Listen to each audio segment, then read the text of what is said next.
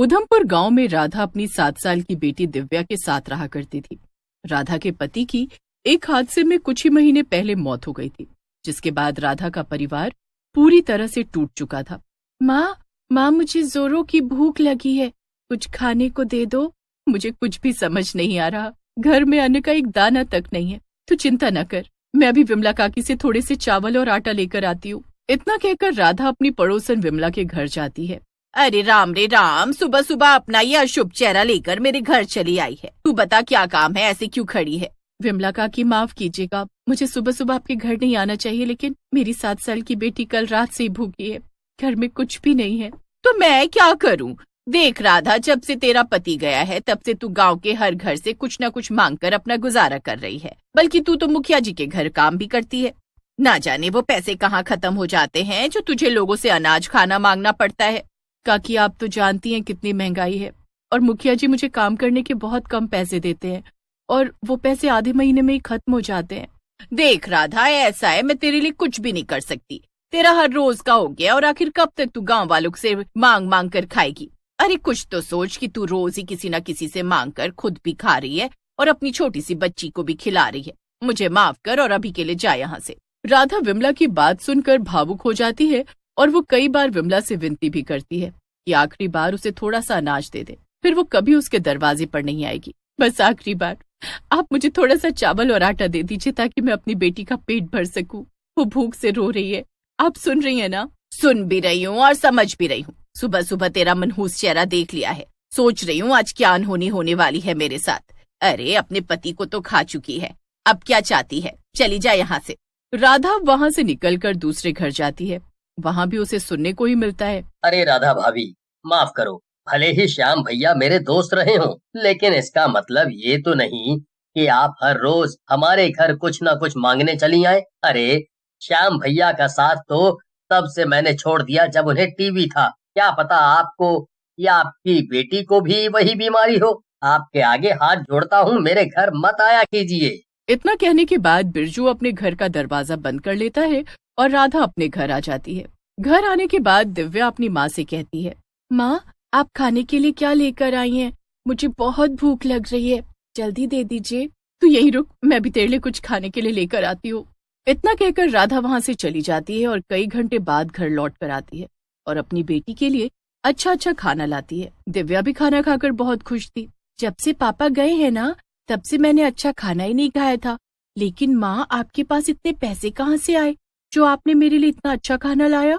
राधा की बेटी दिव्या जब अपनी माँ से सवाल करती है तो राधा अपने सर से घूंघट हटाकर अपनी बेटी को अपना सर दिखाती है, जिस पर एक भी बाल नहीं थे। यानी कि राधा ने अपने बाल बेचकर जो पैसे इकट्ठे किए थे, उससे ही वो दिव्या के लिए अच्छा खाना लेकर आई थी। माँ, आपके बाल कहाँ गए? मुझे तो बहुत हैरानी हो रही है। अरे बाल का क्या है, 2 महीने बाद फिर से आ जाएंगे। तू बस पेट भरकर खाना खाना। अब गांव में धीरे धीरे ये बात आग की तरफ फैल जाती है कि राधा ने अपने सर के बाल मुंडवा लिए हैं और उसे बेचकर अपनी बेटी के लिए खाना लाई है। कुछ लोग तो राधा की इस हिम्मत की सराहना करते हैं। अरे तुम लोग क्या उस विधवा की तारीफ कर रहे हो? तुम्हें पता भी है आज उसने अपने बाल बेच दिए, कल को तुम्हारे बाल बेच दे तो क्या करोगे? इस औरत को इस गांव में से तभी निकाल देना चाहिए था जब इसका पति मर गया था। अरे इसके पति को एक तो लाइलाज बीमारी थी, फिर भी हमने इसे यहाँ रहने दिया। विमला काकी बिल्कुल सही कह रही हैं। हमें तभी राधा भाभी को गांव से निकाल देना चाहिए था जब श्याम भैया चल बसे थे। अरे उन्हें टीबी था तो उनकी पत्नी और बच्चों को भी टीबी हो सकता है। कल को ये टीबी पूरे गांव को हो सकता है। और आज तो जो राधा भाभी ने किया है उससे हमें सीख लेनी चाहिए कि कल को हमारे साथ वैसा हो सकता है। कुछ गांव वाले इस बात का विरोध करते हैं, लेकिन आधे से ज्यादा गांव वाले बिरजू और विमला के समर्थन में आ जाते हैं और राधा के घर के बाहर इकट्ठा होकर दोनों माँ बेटी को गांव छोड़ देने के लिए कहते हैं। लेकिन मैं और मेरी बेटी जाएंगे कहाँ? आप लोगों से मुझे ये उम्मीद बिल्कुल भी नहीं थी। मैं अभी बेसहारा हो चुकी हूँ। मैं अपनी बच्ची को जैसे तैसे पाल लूंगी। आप लोग मुझे इस गांव से मत। देख, ये मेरा या बिरजू का फैसला नहीं बल्कि पूरे गांव का फैसला है, और इस फैसले को तुझे मानना ही होगा, चाहे जो हो जाए। आप लोग गंदे हैं, मेरी माँ को यहाँ से निकालना चाहते हैं। अभी देखो, हम प्यार से आपको यहाँ से जाने के लिए कह रहे हैं। अगर जोर जबरदस्ती करेंगे तो आपको भी अच्छा नहीं लगेगा, इसीलिए कह रहे हैं कि आप खुशी खुशी यहाँ से चली जाओ। गांव वाले एकजुट हो चुके थे और वो राधा और उसकी बेटी दिव्या को गांव से निकाल देते हैं। शाम का समय था। दोनों जंगल के रास्ते शहर के लिए निकल पड़ते हैं। धीरे धीरे अंधेरा छाने लगता है और रोड क्रॉस करते वक्त अचानक से राधा और दिव्या एक ट्रक के आगे आ जाते हैं और ट्रक वाला जब तक ब्रेक लगाता तब तक दोनों उस ट्रक के नीचे आ चुके थे, जिसके कारण उनकी वहीं मौत हो जाती है। गांव वाले इस मौत से अनजान थे, बल्कि वो तो इस बात से खुश थे कि राधा और उसकी बेटी गांव छोड़कर जा चुके हैं। अब इस बात को महीनों बीत जाते हैं। एक रोज गांव के बीचों बीच विमला की लाश मिलती है। अरे बाप रे, ये कैसी अनहोनी हो गई विमला काकी के साथ। ये सब किसने किया और इतनी बेरहमी से इन्हें किसने मारा? भगवान जाने किसने इस विमला को मारा है, लेकिन जिस किसी ने इसे मारा है उसकी गहरी दुश्मनी रही होगी इससे। मैंने तो कितनी बार इसे समझाया था, किसी से बिना बात दुश्मनी बोल मत ले विमला, लेकिन नहीं, अब जान से हाथ धो बैठी ना। गांव के लोगों को इस बात की हैरानी थी कि विमला की मौत हुई, लेकिन उसके सर के बाल कहाँ गए और उसे मारा क्यों गया। इसी तरह उस दिन के बाद से गांव में लगातार कई मौत होती हैं। इस बढ़ती घटना को लेकर गांव में एक पंचायत रखी जाती है। तुम भूल गए, कुछ महीनों पहले राधा और उसकी बेटी दिव्या को गांव वालों ने गांव से निकाला था और उस वक्त राधा के सर पर बाल नहीं थे। उसने अपने बाल बेचकर अपनी बेटी का पेट भरा था। याद है तुम लोगों को? मैं तो इसके खिलाफ थी कि राधा को गांव से ना निकाला जाए, लेकिन तुम और विमला काकी सबसे आगे थे। मुझे तो लगता है तुम्हारी भी बारी आने वाली है जल्दी। तुम्हारी बात में दम तो है, तुम बिल्कुल सही कह रही हो। राधा ने अपने बाल मुंडवा रखे थे। जिस वक्त हमने उसे गांव से निकाला था वो गंजी थी। मुझे राधा के बारे में पता लगाना होगा, वो कहाँ और किस गांव में रहती है। कहीं रात के समय वो हमारे गांव में आकर गांव के लोगों को मार तो नहीं रही? मुझे तो लगता है गांव से निकलने के बाद ही उसके साथ कुछ अनर्थ हो गया है, जिसका बदला वो मरने के बाद ले रही है। किसी को नहीं छोड़ेगी वो। और मैं तो हाथ जोड़कर राधा से कहती हूँ कि जिस किसी ने उसके खिलाफ आवाज उठाई थी उसे वो जान से ही मार डाले। बेरहम गांव के लोग। बिरजू अब अगले ही दिन राधा के बारे में पता लगाने शहर की तरफ निकलता है।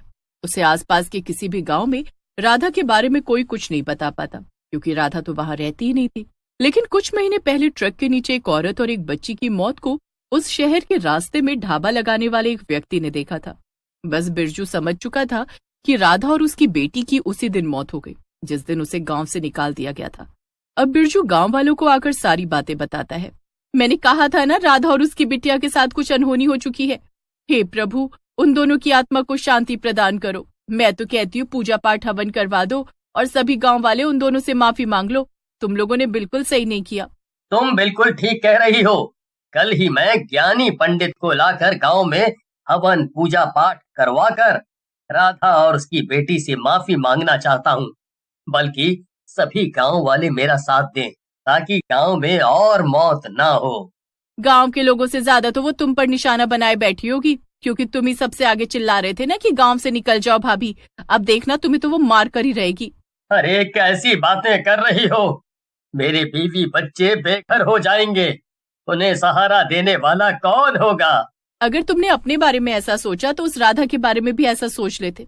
उसका पति बेचारा कुछ महीने पहले ही मरा था और बेटी को पालने के लिए वो कुछ लोगों से मांग ही तो रही थी, तो इसमें बुराई क्या थी? वो खुद भी काम कर रही थी। लेकिन तुम लोगों ने गलत किया। बिरजू और बाकी के गांव वाले अपनी जान बचाने के लिए अब पूजा पाठ और हवन करवाते हैं, जिसमें राधा और उसकी नन्ही सी बेटी दिव्या की आत्मा की शांति के लिए हवन होता है और गांव वाले एकजुट होकर राधा से माफी भी मांगते हैं। इस हवन पूजा पाठ के बाद गांव में किसी तरह की मौत नहीं होती, क्योंकि गांव वालों को राधा माफ करके मुक्ति पा चुकी थी।